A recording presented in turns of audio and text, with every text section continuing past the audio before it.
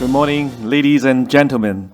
And I'm very pleased to have the opportunity given by Professor Wang to talk about innovations and technology ecosystem in Greater Bay Area, and something that I have been doing for the last some 14 years as an entrepreneur and as an investor.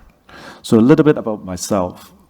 Hong Kong born Chinese, very interested in coding, very interested in gaming. So I spent a lot of time, I was born in the 70s. So I was, my first computer is an Apple IIe. So I play around with it a lot and I find myself very interested in that. And as a result, I attended a specialty computer science college. It's called Carnegie Mellon. So Professor Harry Shum was my actually fellow classmates. Actually, I was there at the same time that he was at Carnegie Mellon, but he was like a PhD student. I was younger than him. And I also have other very noticeable schoolmates like Li Kaifu, Li Zheshang. So actually, we had a very good, I think, training at my school. So I studied computer science, but at the same time, I studied math, business administration, as well as economics, because I also find it very interesting, and I actually has the luck to complete all my 4 majors in 4 years, and I went straight to Stanford actually to earn my graduate degree. So I have a sort of a finance and engineering background. So I studied management science at Stanford, and when I finished my graduate degree, I came back to Hong Kong in 1997. So at that time, there was no science park, no cyberport. So actually, there was actually no opportunities to do much on actually science and technology. So actually I joined investment banking. So I had 12 years of investment banking, helping a lot of Chinese companies to do IPOs in Hong Kong. That's how I met with a lot of entrepreneurs. That's how I actually learned about the new China. So prior to 1997, I have not been to China at all. So I'm very grateful I had this journey during my investment banking days. So I have learned a lot about Shenzhen as well as the whole of China. That's why I started my career actually of my startup in Shenzhen. So on the left-hand side is the small team that I built in 2009. So it's a small office in a place called Tianan Suma Cheng. I'm sure a lot of people have been to this place, a very crowded cluster of teams. And on the right-hand side is my office now. So we are doing, so the company is called Zhongshouyo, is China Mobile Games. Actually, we call ourselves Zhongshouyo because we believe actually we can make some difference, and we all lovers of cultural games. So my startup journey come from what I am interested. So back then, why I studied computer science, because I like gaming. Why I want to start my business, because I like gaming. So it's something I think is important that you like your startup theme, so you can dedicate yourself fully into this business. So what we do is finding the pain points, right? Actually, the pre-smartphone days, we entered into this business quite early. In 2009, actually, there were not many competitors. Tencent, NetEase, and Alibaba, Baidu, they are not in my business. So basically, at that time, I see the pain point of this business is actually the games preloaded into a lot of handsets are not of very high quality. So I think I can bring some difference. So converting myself from a banker to back to my coding days, I think that was a challenge to me, but I managed to find a team of people that I can work together and chase the dream. So I think the pain point we address is we make some slightly better games in those days and gain the market actually support.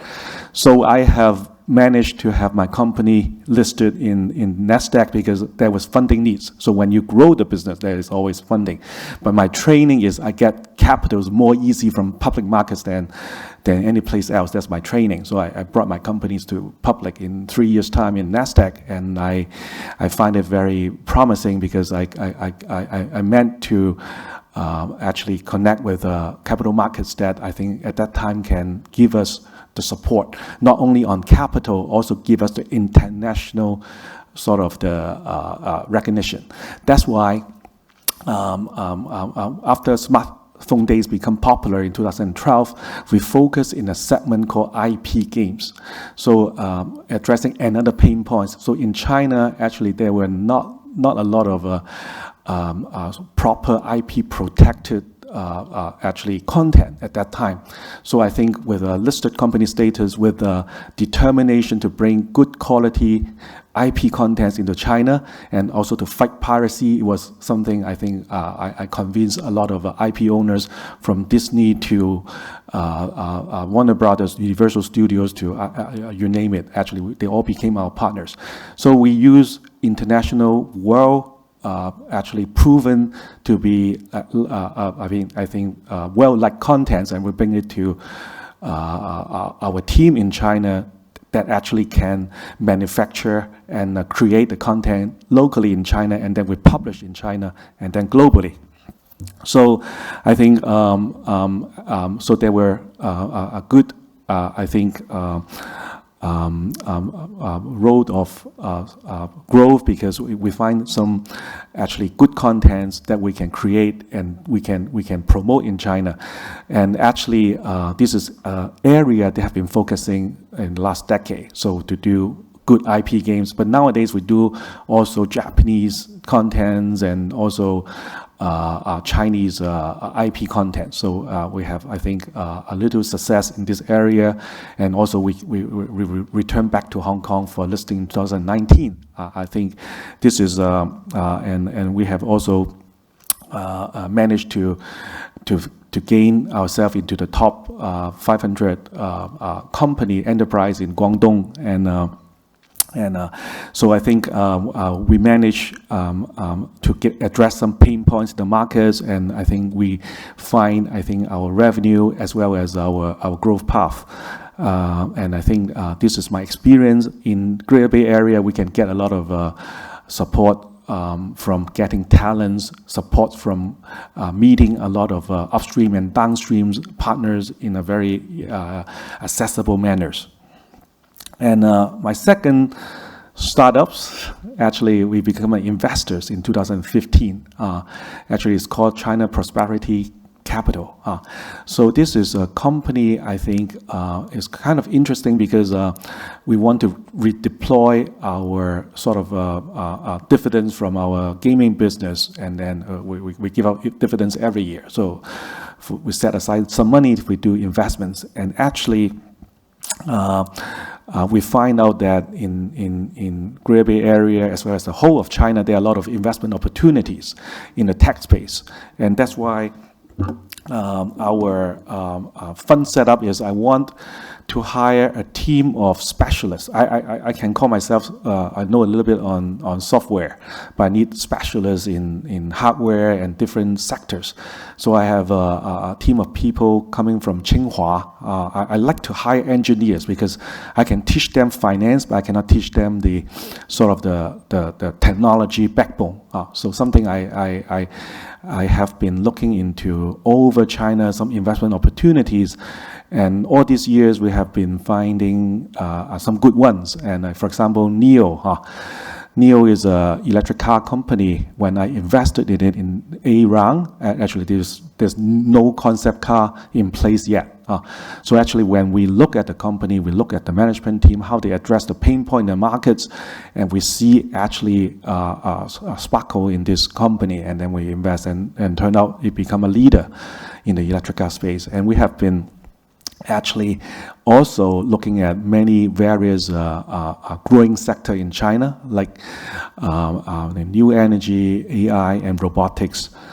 And so we have a lot of interesting investments over these years, and and earn us some awards to become a top 100 investors in China, and we're very grateful. And because I have a Hong Kong background, born in Hong Kong, educated in Hong Kong, and start my business in Greater Bay Area, I was actually, and also have some startup experience and investment experience.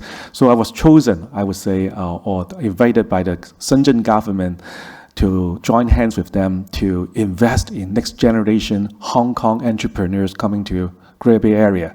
So I was asked by the Shenzhen government and Futian government, we set up a fund, and till now it's also the one and only fund that focuses on this aspect. So Hong Kong, Shenzhen cooperation and using renminbi to invest in the angel stage. So we invest around 5 to 10 million each deal, and I think we become the very early investors. So I always say something about pain points, right? What are you trying to contribute to the society and humans, right? And so I when we look at opportunities, we also choose, I think, where the companies are heading to. Does it have a high, I would say, high ceiling, so high opportunities sector, and whether the team has a complementary skills and whether they can achieve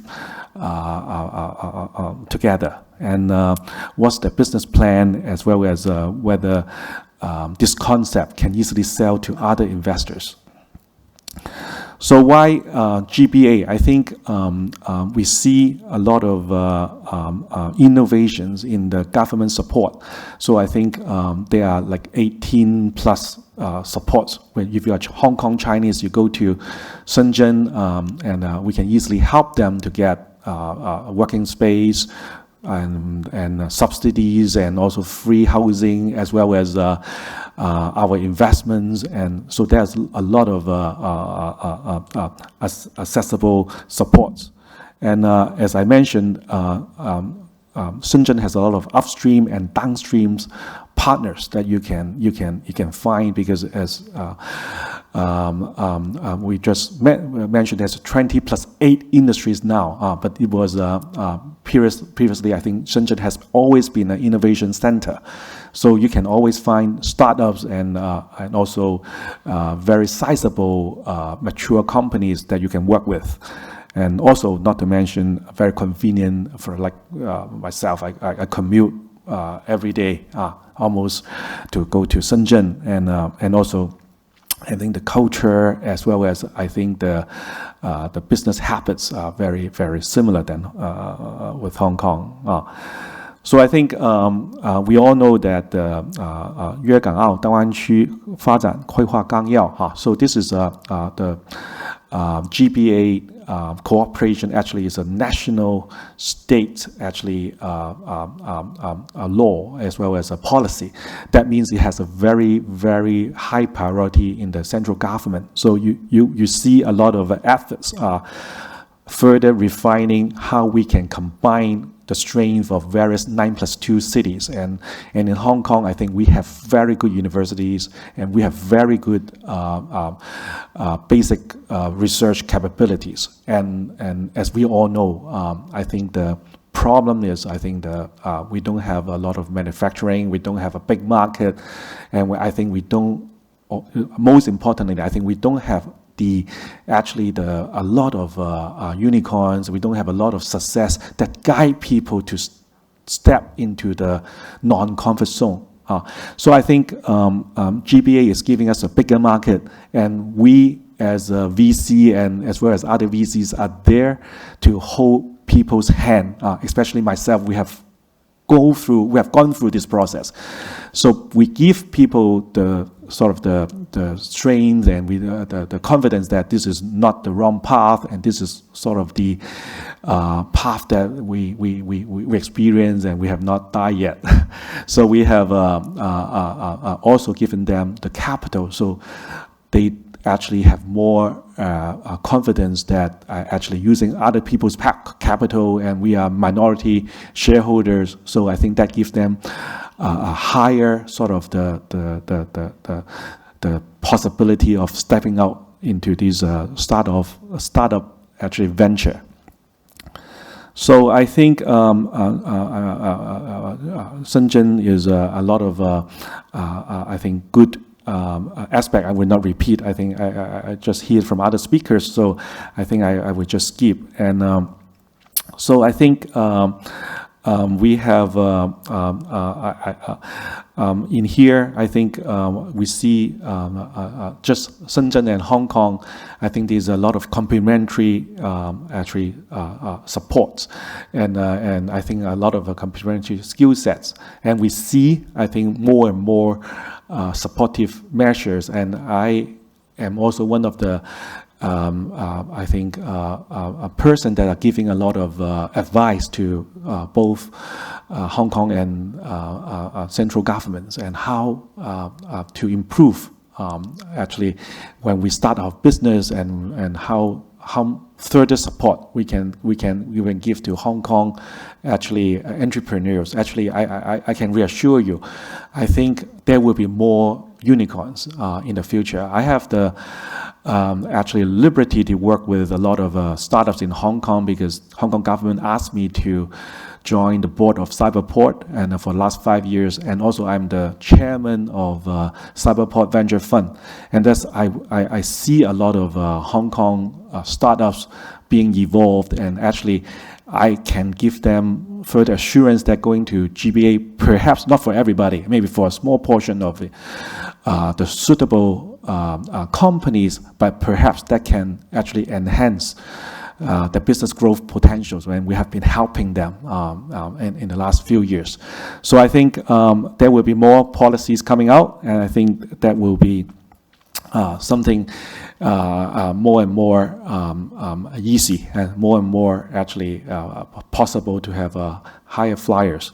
So in the past 12 months, we have invested in 9 Hong Kong different universities, actually startups, and a lot of them, I think now is to give you some numbers. I think a lot of them are 3 to 5 times sort of my valuation. So how we unlock their potentials with a bigger market, and we help them do the next round of funding, actually keep these companies. Also, of course, their own products and their own services have a sort of a unique standing.